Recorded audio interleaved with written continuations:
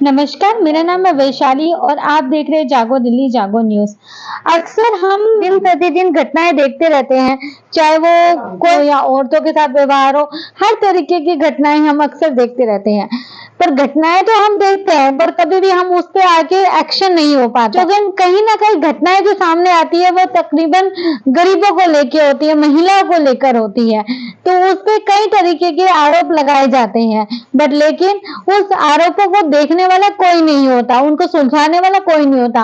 उसी बीच हमारे बीच में एक ऐसी शख्सियत जिन्होंने एक जन जागरूकता एनजीओ चला रहे, जो कि 14-15 साल से चला रही हैं, इनका नाम है नरेश देशवाल जी। मैम ने एक अकेले दम पे समाज सेवा करने का एक ठेका उठाया, जो कि बहुत ही मुश्किल होता है। आज के डेट में कोई सड़क पे गिर रहा है या किसी को कुछ परेशानी होगी तो बहुत ही कम लोग होते हैं गिने चुने जो आकर कदम उठाते हैं, लेकिन इसी बीच ये कदम ही नहीं उठाती, सिर्फ ये उनके लिए लड़ जाती है और पूरे जब तक लड़ती है जब तक उनके साथ इंसाफ ना हो जाए। तो आइए इनसे बात करते हैं, इनकी एनजीओ कैसे काम करती है और कितना समय हो गया इनको इसमें काम करते हुए। नमस्कार मैम। नमस्कार बेटा।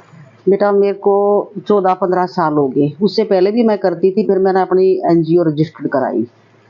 तो पहले कैसे काम करते थे? पहले बेटा हस्बैंड पुलिस में हैं और भाई जज हैं, तो घर में वकील हैं, तो केस वेस आ जाते थे, कई परेशानियां बुजुर्गों की होती थी, तो मुझसे ना झेली नहीं जाती थी। मैं सोचती थी यार मैं क्या करूं इनके लिए, मेरी इतनी पावर होनी चाहिए, मैं क्या करूं। फिर ऐसे ही होते होते मैंने एनजीओ का ये सब करवा करके मैंने कहा मैं बड़ों के लिए, बुजुर्गों के लिए, बच्चियों के लिए कुछ ना कुछ कर पाऊँ, तो मैंने मेरी एनजीओ रजिस्टर करा ली। ऑल इंडिया लेवल की बेटा मेरी। ऑल इंडिया लेवल की हाँ है जी। जी। तो मैं ये जानना चाहूंगी, अब जैसे आपके पास केसेस आते हैं, वो किस तरीके के केसेस आते हैं? केसेस बेटा ये है कि एक तो जैसे लड़कियों की है परेशानी, ये हाउस वाइफ हैं जो जैसे डोरी के केस हैं, हमारी माताएं हैं, दादियां हैं, उनके बेटे नहीं रख पाते, उनकी बेटियों के ऊपर कई बात है। बेटी कई बार ऐसी ससुराल में हो है कि उनके हस्बैंड भी नहीं जाने देते, उनकी माएँ दुखी हैं, कई ऐसे बच्चे दुखी हैं जो अनाथ बच्चे हैं, कई लड़कियां इतनी दुखी हैं कि उनके ससुराल वाले इतने बड़ा शोषण करते हैं, उनकी सुनाई नहीं होती। तो बेटा उसमें हटके अफसरों से हटके अफसरों के साथ मिलके वो हम उनको पूरा न्याय दिलाने की पूरी कोशिश करते हैं, कराते भी है, कराए भी हैं बेटा। तो कई बार आपको तो बहुत सारी परेशानियां झेलनी पड़ती होगी। अगर बात करते हैं महिलाओं की, हाँ। महिलाओं को लेकर अक्सर एफआईआर तो दर्ज होती है, हाँ। लेकिन समाधान नहीं हो पाता है उस चीज का। वो केस अटका ही रह जाता है और सालों साल तक अटका रह जाता है। तो उस बीच आप उस चीज को कैसे सॉल्यूशन निकालती हो? बेटा जो केस अगर डोरी का केस लेकर चले हम, तो लड़की के लिए बड़ा डिफिकल्ट है। उसमें हमारे वुमेन सेल में एक बार 2 बार वो करते हैं कि भाई हम इसकी काउंसलिंग करें। काउंसलिंग के बाद फिर हमारी मैडम जो एसएचओ होती हैं वो बोलती है भाई ठीक है, इसके आधार पर इसका मुकदमा दर्ज करो। फिर हमारे एसीपी साहब होते हैं वो करते हैं कि भाई लड़की का क्या रहा, लड़की ठीक है या गलत है या लड़का ठीक है। कई बार ऐसा हटके भी सिस्टम आ जाए बेटा, कई बार लड़की गलत होती है और लड़का ठीक होता है, तो हम बड़ा तैर तक जाते हैं बेटा। पूरी टीम वर्क काम करता है मेरे साथ। लगभग कितनी टीम आपके साथ काम करती है? कम से कम 60-70 लेडी है बेटा, हर डिस्ट्रिक्ट में, हर स्टेट में। और बेटा दिल्ली में तो हर ठिकाने पे, हर जहाँ जहाँ हमारे जिले हैं, जहाँ जहाँ हमारे एरिएज हैं, थाने हैं, हर उसमें हमारी फील्ड में महिलाएं काम करती हैं। तो आप देखते होंगे कि आजकल इंडिया में, यहाँ तक भारत की बात करी जाती है, तो भारत में बहुत सारे रेप केस बढ़ते ही जा रहे हैं, दिन प्रतिदिन रेप केस बढ़ रहे हैं। अभी एक बुजुर्ग के साथ भी लगभग 1 साल पहले तिलक नगर में रेप हुआ था। आपने सुना ही होगा। और बहुत सारे रेप केसेस होते हैं। तो आपको नहीं लगता कि कानून में थोड़ा बहुत सुधार होना चाहिए इस चीज को लेके? कानून में तो बेटा सुधार, एक बात बोलूं तो कानून में सुधार है ही नहीं, सही बात रखूं तो जी। और कानून में जो यहाँ तक की बात आती है इन्वेस्टिगेशन की, इन्वेस्टिगेशन करो ये बात सही है या गलत। कोई भी महिला झूठ तो नहीं बोलेगी बेटा जी। ये शौक तो नहीं है कि अपने मतलब अपनी बॉडी पर कोई इल्जाम लगाए। तो अगर कानून की बात करें तो हमें कानून, ऐसा कानून होना चाहिए कि हमारी अर्जेंट सुनाई होए, मेरा कहना बेटा ये है। पर और हम लगभग ये तो कानून ऐसा है कि 10-10 साल निकल आते हैं, 15-15 साल निकल बिल्कुल जाते हैं, बिल्कुल पर उसके लिए कोई सुनवाई नहीं होती है किसी तरीके की भी। बिल्कुल बेटा हम उसी काम के मुद्दे पर ये इशूज जी। उठाते हैं।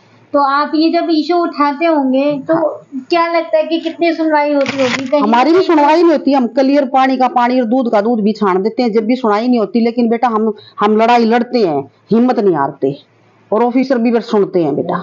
तो आपके तो हस्बैंड ही इंस्पेक्टर है। हाँ, तो बिल्कुल। कभी आपको कोई साथ मिला है, उनका सहयोग मिला है? हाँ बिल्कुल, उनका पूरा सहयोग मिला है बेटा मेरे को, और उन्हीं का श्रेय है कि भाई कई बार ऐसी बात हुई, हम ये बात रखते हैं तो पूरा सहयोग मिला है बेटा। आपको इसी क्षेत्र में सहयोग मिलता है सिर्फ, या फिर आप ऑल इंडिया में कहीं पे भी जाते हैं तो आपको सहयोग मिलता है? बेटा ऑल इंडिया में, पूरी ऑल इंडिया में ही काम करती आपका हूँ। जो कि रजिस्टर्ड ऑल इंडिया है। हाँ हाँ, और ऑल इंडिया, जो पूरी ऑल इंडिया में मैं काम करती हूँ ना, तो बहुत सारे ऑफिसर्स नहीं कई बार सुनाई करते, वो पूछेंगे भाई आप अपना कार्ड दिखाओ, या आप अपनी एनजीओ का ये एक नंबर होता है वो दिखाओ, वो हम दिखा देते हैं, और हम उनको बताते भी हैं कि सर हमने पूरी इन्वेस्टिगेशन करी, तो वो हमारी सुनाई भी करते हैं। अच्छा, एक चीज और मैं आपसे पूछूंगी, आपके पास एनजीओ है, आपका रजिस्ट्रेशन है, तो पुलिस वाले सुनेंगे, ये भी है कि मतलब आई कार्ड आइडेंटिटी होनी जरूरी है कि किसी के साथ घटना हो रही है तो उसका आइडेंटिटी होना जरूरी है? नहीं, वो तो वैसे होना जरूरी नहीं होता बेटा, करना भी नहीं चाहिए। बहुत अच्छा आपने क्वेश्चन किया है, मुझे बड़ी खुशी है इस बात की। पूछना भी नहीं चाहिए। जब कोई भी अगर समाज सेवी है, चलो मेरे पास तो महिलाएं, कोई भी खास महिलाएं करके। है बेटा, कोई भी महिला, किसी भी महिला की मदद करने का पूरा अधिकार है। अधिकार है। हाँ तो उसमें भी कई पुलिस वाले कहते हैं कि आप अपनी पहचान दिखाइए, हाँ, उसमें बोलते हैं पुलिस एनजीओ वाले, का रजिस्ट्रेशन दिखाइए। बिल्कुल बोलते हैं, लेकिन ये बोलना नहीं चाहिए, मेरा ये कहना है। तो इसके लिए क्या कानून होना चाहिए आपके साथ? इसके लिए तो बेटा कानून तो अब हमारा लाई, ये सारे हमारे जजेस जो कोर्टों में बैठे हैं, और जो हमारा चीफ जस्टिस साहब हैं, उनसे बस यही हमारा एक कहना है कि भाई ये कानून भी आपने बनाना चाहिए, सारे बना रहे हो तो। अच्छा, आप जब पुलिस स्टेशन जाते होंगे महिलाओं को लेकर या किसी भी चीज को लेकर, खासकर से महिलाओं को लेकर बात करूंगी मैं, आप लेकिन आप खुद एक महिलाएं हैं, तो महिलाओं को लेकर जब आप केस लड़ती होंगी तो दिक्कतें आती होंगी, तो कुछ दिक्कतें आप बताइए जो आपने आज तक देखी है। ओबियसली बेटा यही तकरीबन बात होती है। बहुत जगह ऐसी है कि ऑफिसर बहुत अच्छे भी हैं, बिगर हम कोई छोटी बात भी बोल दी तो 1 मिनट में सुनाई कर ले। बहुत सारे ऑफिसर ऐसे हैं, मैडम ये बात गलत है, ये बात ठीक है। तो मैं एक कि अगर महिला या कोई भी केस है तो उसको लंबा ना खींचा जाए, और हम जो काउंसलिंग करते हैं ना एनजीओ के माध्यम से, तो हमारी कोर्ट में भी एक रिप्रेजेंटेशन होनी चाहिए कि भाई ये महिला टैलेंटेड है, या ये समझदार है, या इसको इतना नॉलेज है कि लड़की सच बोल रही है, झूठ बोल रही है, या जेंट्स झूठ बोल रहा है। तो हमें वहाँ कोर्ट में भी बुलाया जाए तो बड़ी खुशी की बात होगी। मैं ये चाहूंगी कोर्ट भी हमारे लिए ये रास्ता निकाले। अच्छा, क्या क्या किस तरीके की और समस्याएं आपको झेलनी पड़ती है? बेटा कई ये समस्या तो यही है, कई बार ऐसी स्थिति आ जा है, बच्चे कोई अनाथ घूम रहा है, कोई लड़की घूम रही है, लड़की के लिए तो रोड पे भी चलना बड़ी मुश्किल बात है, उसको कहाँ रखना है, कहाँ। कई बार नारी निकेतन है हमारा, जो त्याग जेल है, वहां भी रखे हुए हैं, पुलिस की भी सहायता ले ले हैं। तो समस्या लेडीज के लिए तो सारी समस्या है बेटा। एक मेन समस्या बताइए जो सबसे ज्यादा देखने को मिलती है।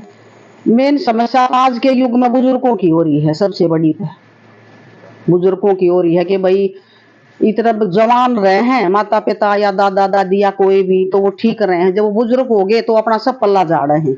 सारी मतलब ऑल इंडिया बहुत ऐसे अच्छे घर हैं जिनके माता पिता उनके पास हैं, नहीं तो सबके माता पिता मेरे ख्याल में अनाथ आश्रम में ही पड़े हैं। हम उनसे बातचीत करते हैं, रोते हैं, बताते हैं हमें बेटा खाना नहीं मिल रहा, हमारे बेटे नहीं पूछ रहे, हमारी बहुएं नहीं पूछ रही, हमारी बेटियां आती हैं तो ये मुद्दे उठते हैं, हमारी बेटियां भी नहीं आ रही। तकरीबन तो ये इशूज ज्यादा है बेटा। अच्छा, तो आप किस तरीके से, आपको कोई एक ऐसा केस बताइए जिसको आपने एंड तक ना छोड़ा और जहाँ पे उम्मीद हो कि अब ये तो लग रहा है कि नहीं होने वाला, बट आपने उम्मीद नहीं छोड़ी और वो उनको इंसाफ मिला हो? हाँ बेटा, एक ऐसा ही केस था। एक लड़की थी, जी। काफी बिहार से थी। वो बेचारी कैसे अपने घर से थोड़ा मम्मी पापा से लड़ झगड़ के आ गई, या किसी प्रकार से आ गई, मुझे नहीं पता। तो मुझे किसी ने बताया कि ऐसे ऐसे एक लड़की कहीं किसी के घर रह रही है। वहां भी वो परिवार तो अच्छे से रख रहा था, लेकिन वो जब आना जाना था, जब अड़ोस पड़ोस को पता लगा कि लड़की यार ये तो ऐसे किसी के घर में आई हुई है, तो लड़की के साथ अधिकारी भी कुछ प्रकार के जो छोटे लेवल के हैं वो भी दुखी करने लगे, अड़ोस पड़ोस को भी करने लगे। उसके साथ फिर मतलब छेड़खानी भी होगी उसका, यहाँ तक भी वो प्रेग्नेंट भी होगी बेटा। तो वो केस मेरे को एक अपने एसीपी साहब हैं उन्होंने दिया, तो उन्होंने मुझे फोन करा, मैडम आप इसको थोड़ा सोल्यूशन निकालो। वो बेटा हमने तय तक जब तक वो पूरा उसको अधिकार नहीं मिल लिया ना तो हमने वो छोड़ा ही मतलब नहीं। कितने साल से आप वो कम से मतलब 6 साल वो बिल्कुल 6 साल। कंटिन्यू। फिर उनके घर वाले बुला के लड़की को बिहार छुटवाया बेटा, जो हमसे खर्चा पानी दिया गया वो दिया और उसके माँ बाप लेकर गए। उसमें अखबार में भी हमारा पूरा बढ़िया सब दिया। तो देखा आपने किस तरीके से जब तक सुनवाई ना हो जाए, जब तक किसी को इंसाफ ना मिल जाए, तब तक मैडम डट के खड़ी रहती है और मुकाबला करती है। राजनीति में होना जरूरी नहीं है, अगर हम ही अपने इलाके में एक थोड़ा सा कदम उठाएंगे और सामने आएंगे और लोगों को इंसाफ दिलाने की कोशिश करेंगे तो वो इंसाफ जरूर मिलता है। अगर आपको भी कोई परेशानी है और आप अपनी बात आगे रखना चाहते हैं तो आप हमारे चैनल पे कमेंट करके अपनी बात रख सकते हैं। इसी तरीके से बने रहिए और देखते रहिए जागो दिल्ली जागो न्यूज़।